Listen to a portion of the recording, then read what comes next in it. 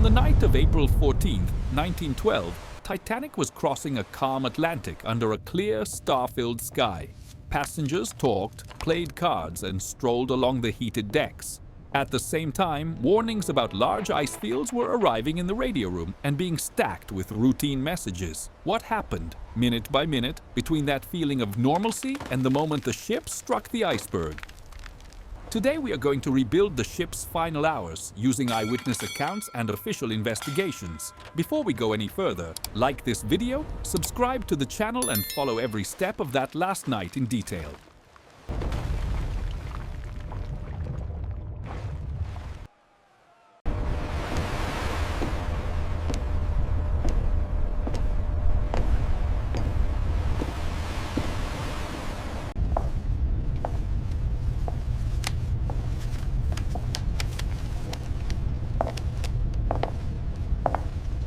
On the night of April 14, 1912, Titanic steamed ahead at cruising speed with more than 2,200 people on board, divided into three very distinct classes. In first class, businessmen, politicians, and wealthy travelers enjoyed luxurious lounges and long dinners. In second class, families and professionals traveled in moderate comfort, in simple but well-organized cabins. In third class, immigrants packed shared dormitories on their way to America.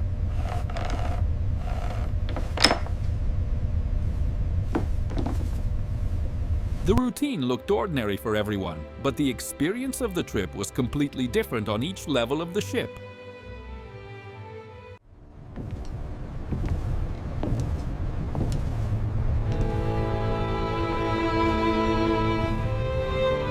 While passengers were winding down their evening in warm lounges, the work deep inside Titanic was still intense. In the boiler rooms, firemen fed the furnaces that kept the ship at high speed. Engineers watched pressure gauges, valves, and the flow of steam driving the propellers. Above them, in the engine room, controls were adjusted according to orders coming down from the bridge. On the navigation bridge, officers tracked course, speed, and the limited visibility.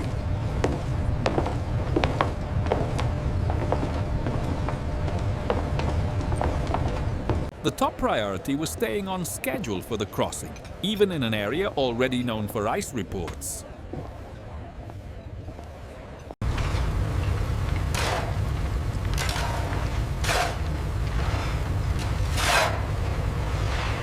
In the small Marconi room, the wireless operators worked almost without a break that night. Phillips was giving priority to paid passenger messages, sending notes to cities across North America. Mixed in with those telegrams came warnings from other ships reporting ice fields ahead on Titanic's route. Some were passed on to the bridge, others stayed stacked on the table. Traffic was so heavy that a nearby ship, the Californian, was even told off for messing up the line.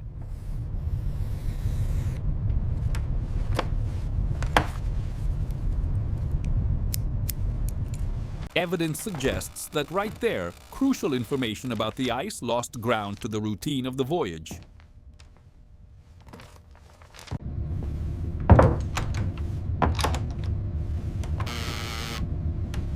In the first-class lounges, the night rolled on with music, games, and long conversations after dinner. Some passengers headed to the smoking room. Others preferred to walk along the enclosed decks to work off the feeling of having eaten too much. In second class, families ended the day in simpler but still comfortable spaces, reading or meeting in small groups. In third class, songs and improvised dances filled the common room.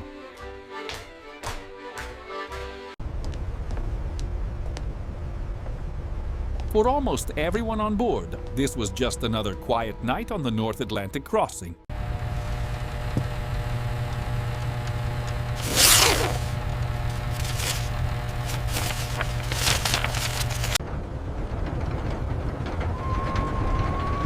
In third class, the night moved on in tighter spaces, but full of life. Shared dormitories brought together families, single travelers and children, all dividing bunk beds and suitcases stacked under the frames. Many passengers were European immigrants on their way to America, carrying few belongings and huge expectations. Narrow corridors connected those rooms to the common areas, with doors slamming and footsteps echoing non-stop.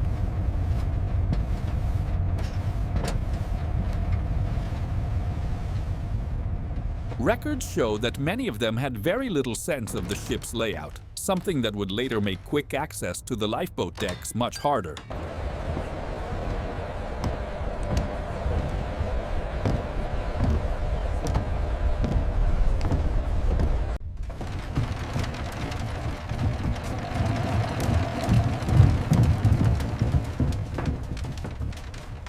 Toward the end of the night, the temperature over the North Atlantic dropped sharply. Passengers walking the decks began to feel the bitter air, their breath hanging in front of them in small clouds of vapor. On railings and other exposed surfaces, thin films of ice started to form. Reports indicate that the seawater was close to the freezing point.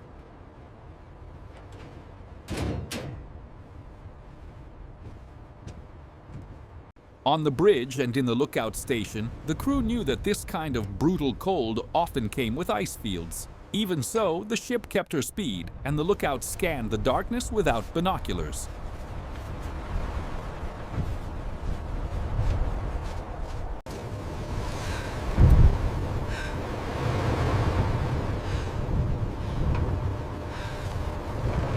At this point in the night, the ice warnings became more specific. Messages from ships in the same region, including the Californian, reported large ice fields lying directly across Titanic's track. Some of those warnings were written down and sent to the bridge. Others stayed in the pile in the Marconi room. The Californian slowed, then stopped, surrounded by ice. Titanic, however, held her high speed.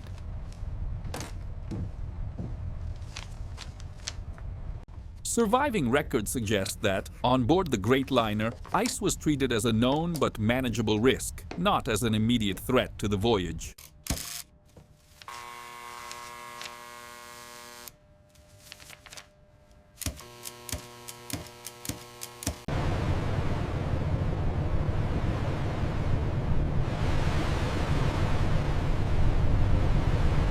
On the bridge, the officers kept watch on course, speed, and visibility in that moonless night. The ice warnings were known, but the ship held to a straight line with only small corrections on the wheel. The standard practice at the time was to maintain speed and rely on visual lookouts to spot any obstacle in time to steer clear.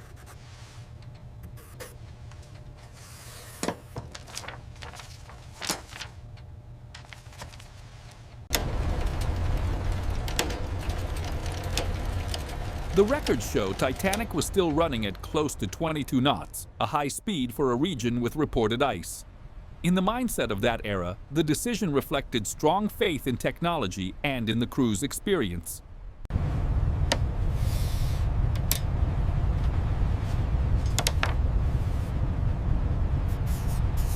High up in Titanic's masts, the lookouts had only their own eyes to pick out any danger ahead.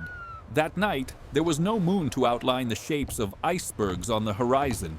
The sea was so calm that barely any waves broke at the base of possible ice masses, a contrast that usually helps reveal them.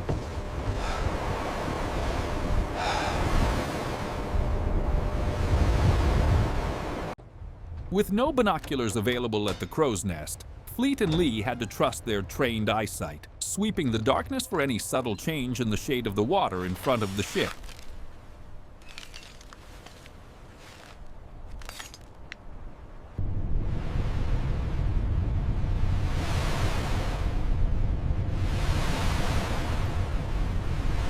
In the Marconi room, Phillips was still working to make up for a full day of radio problems. Passenger traffic was heavy, mixed with fresh ice warnings from nearby ships. Among them, the Californian reported that she had stopped because of the ice in the area. Annoyed by the interference, Phillips told the other ship to keep out, giving priority to commercial traffic.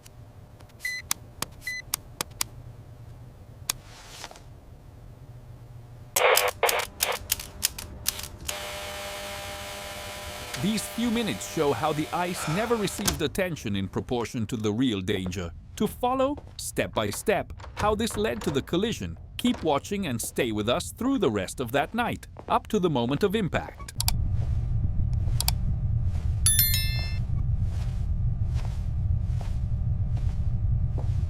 Shortly before 11:30 p.m., most passengers had already gone back to their cabins. In first class, stewards were switching off corridor lights while the last travelers locked jewelry and documents away in suitcases and drawers. In second class, families were sorting clothes and putting children to bed. In third class, the dormitories were settling down, with quiet conversations and bunks filling up. On the outside decks, almost no one stayed in the open air because of the bitter cold.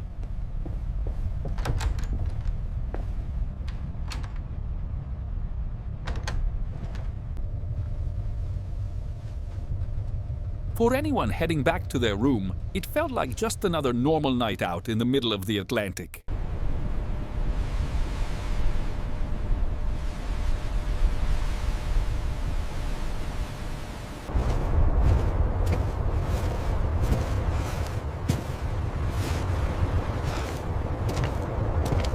In the minutes leading up to 11:40 p.m., nothing on the surface suggested a sudden change in the voyage. On the bridge, the officer of the watch held the course while the helmsman followed small corrections on the wheel. Speed stayed high, and the sea remained flat and calm under a sky packed with stars. In the crow's nest, Fleet and Lee kept sweeping the dark horizon, used to the cold and to the strain on their eyes.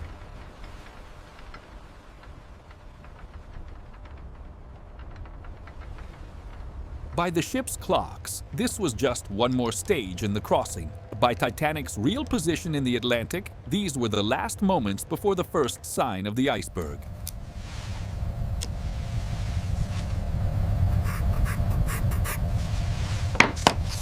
Around 11:40 p.m., the lookouts finally noticed a dark mass ahead, slightly blacker than the sea itself. Fleet made out the outline of a large iceberg directly in Titanic's path.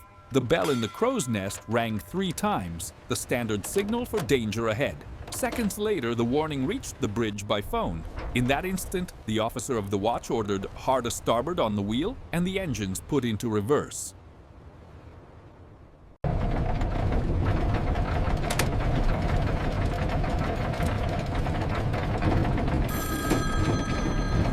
The ship began to turn, but her speed and mass were enormous. Instead of a head-on collision, the hull scraped along the ice, opening a series of gashes below the waterline.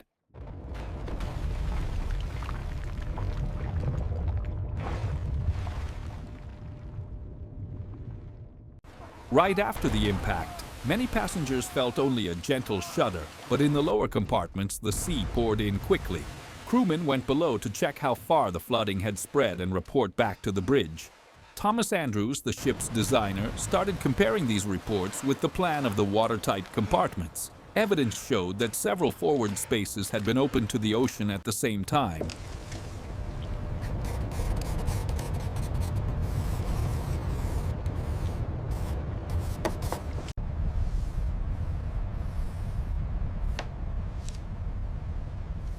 By his calculations, Titanic could stay afloat with up to 4 compartments flooded. That night, at least 5 were already lost. From a technical standpoint, the sinking was now considered inevitable.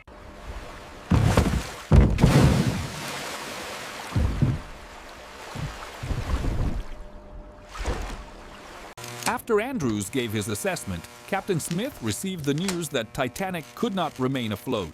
Soon afterward, the order was given to prepare the lifeboats and begin sending distress signals by wireless. At that moment, the ship still looked stable to many passengers, and the list was slight. Part of the crew began waking people and telling them to go up on deck wearing life jackets. We need this boat ready to lower immediately.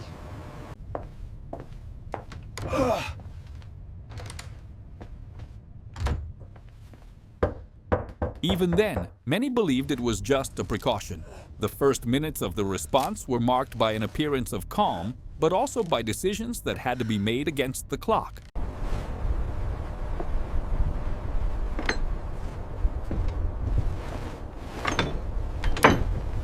With the order in place, the officers started readying the lifeboats on the boat deck. Canvas covers were pulled off, falls were checked, and basic supplies were put aboard. Most passengers still saw the situation as temporary.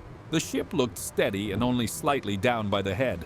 Life jackets were handed out in different classes, while some stewards told people to dress warmly and go up to the decks in an orderly way.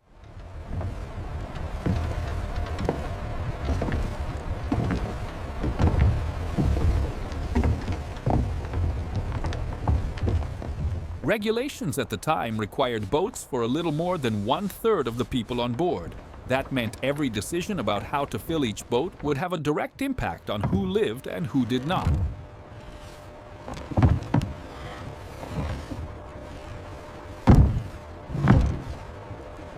The first boats began to load while things were still relatively calm. In some sections of the deck, officers clearly ordered women and children first, but how strictly that was followed changed from one side of the ship to the other, and depended on how much passengers trusted the crew. Many men were told to step back. Many women hesitated to get in, believing they were safer staying on Titanic.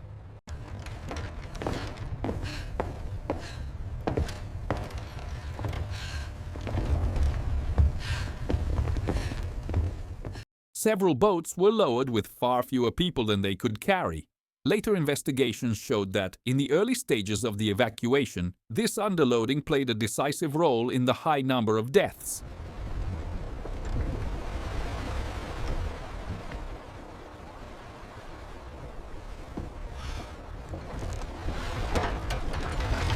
While the first boats were going down, many third-class passengers still had no idea how serious the situation really was. The initial instructions took longer to reach the lower decks, where corridors formed a true maze. Some doors and partitions were kept shut or partly controlled, which slowed access to escape routes.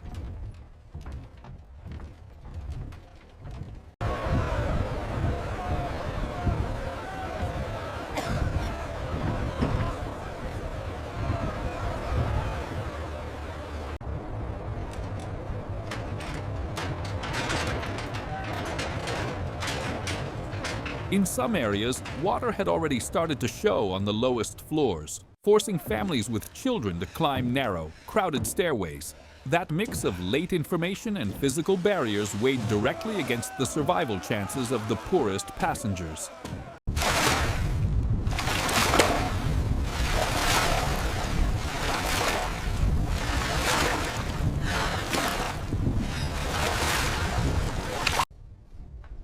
As the minutes passed, Titanic's list became more obvious. The bow was settling deeper, loose objects slid across floors, and just walking in certain areas of the deck took real effort. To keep people calm, musicians were called to play near the boats, creating an atmosphere in which many still believed things could go back to normal. Accounts mention hymns and light tunes blending with shouted orders from the crew.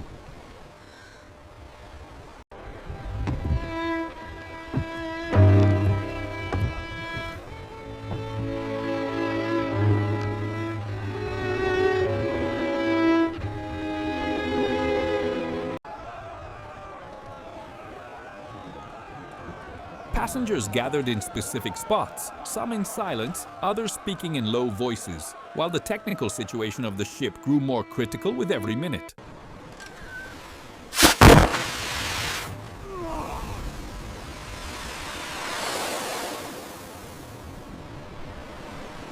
As more lifeboats went over the side, Titanic began sending out visual distress signals. White rockets were fired from the upper deck, lighting the heeling hull and the boats already drifting away in the darkness for a few brief seconds. At the same time, the wireless set sent out calls for help to every ship in range. Some were too far away. Others did not grasp how serious the situation was.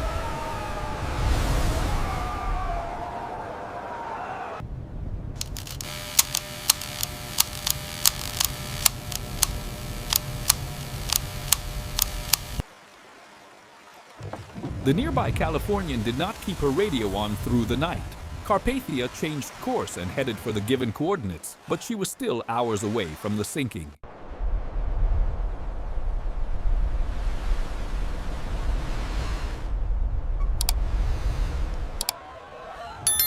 In the final phase of the evacuation, the remaining boats started to be fought over in a far more tense atmosphere. The ship's angle increased, making it harder to move through passageways and stairwells. Down below, water had already taken over several compartments, cutting off internal routes. On the boat deck, officers and seamen tried to keep some order in the last lines, still calling for women and children first, but now under growing pressure from men desperate for a place.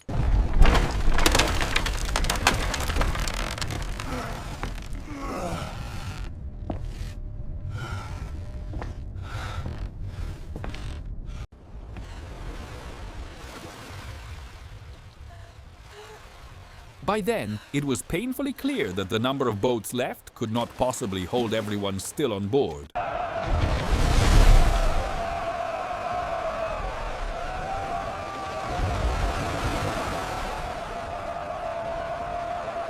By about 2:00 a.m., Titanic's bow was deeply submerged.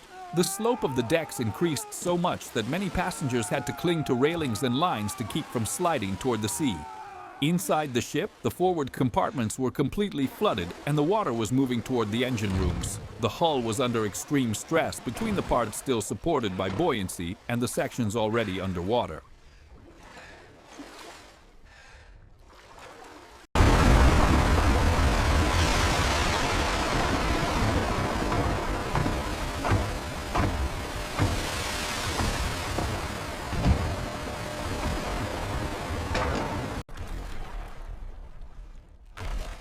Survivor accounts and later studies indicate that shortly before the final plunge, the ship began to break apart around the middle decks, near the base of the third and fourth funnels.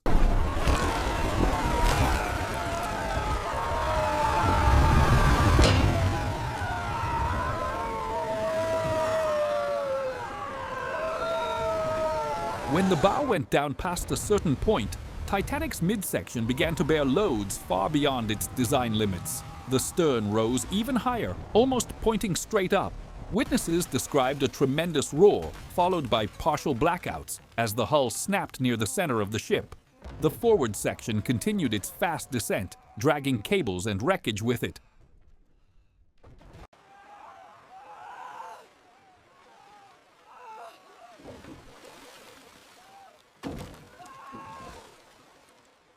For a brief moment, the stern settled back more level with the surface before it too started to sink.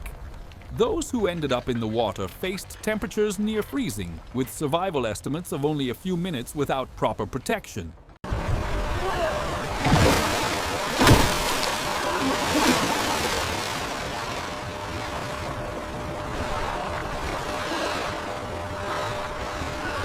In the minutes after Titanic disappeared, the surface of the ocean was covered with people in the water, debris and scattered floating objects.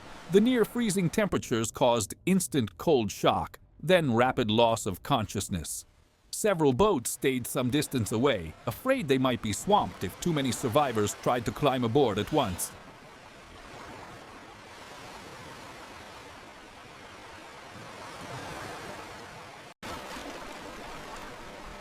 Accounts from people in the boats describe a huge chorus of voices and cries for help that, after a short time, began to fade until it almost stopped.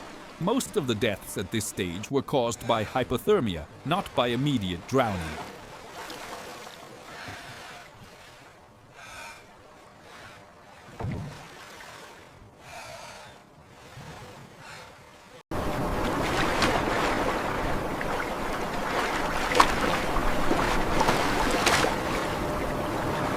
In the hours following the sinking, Titanic's lifeboats drifted apart in the darkness, waiting for any sign of rescue. Shortly after 4:00 a.m., the steamship Carpathia reached the area indicated in the distress calls. Her crew began firing rockets and switching on searchlights to find the boats in the night. As dawn approached, the survivors could finally see the silhouette of the new ship rising on the horizon.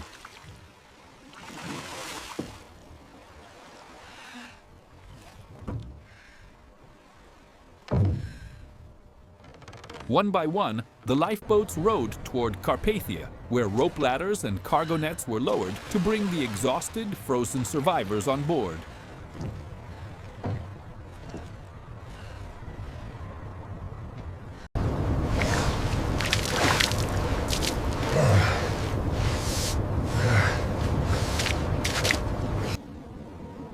With daylight, the scale of the disaster became clearer. From Carpathia's decks, all that could be seen was a cold sea dotted with scattered wreckage and a few bodies drifting in the swells. Through the morning, crew members recovered what they could, while officers wrote down the names of survivors, their original cabins, and, whenever possible, the relatives they had lost.